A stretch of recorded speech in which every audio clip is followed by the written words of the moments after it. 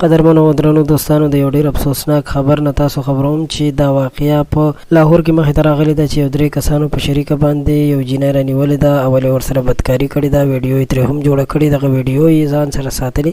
دوی دغه ویډیو هم په سوشل میډیا وایرل شوې ده. تاسو سره ټول تفصیل شریکوم، تاسو به په دې ویډیو کې د هر څه وګورئ. قدرمنو دا واقعیا چې په لاهور کې شوې ده، هم دا نن شوې ده چې دا کسان نیول شوي دي. ویل کېږي چې یو جینۍ په لاره روانه وه، دوی رانیولې ده، ورسره اول بدکاري کړې ده او د بدکارۍ نه پس یې ورسره د ناروا کار کولو کوشش کړی دی چې د درې وړه کسان ورسره ناروا کار کړی دی، خو بیا هغې سره یې د ناروا کار نه پس هغه وجلې ده. قدرمنو یقینا چې ډېره افسوسناکه واقعه ده. داسې واقعیاتو مخنیوی پکار دی. د دې واقعې نه پس ډېر خلک یېرېدلي هم دي. دوی دغه ویډیو هم جوړه کړې ده چې ویډیو هم ورسره پولیسو برآمد کړې.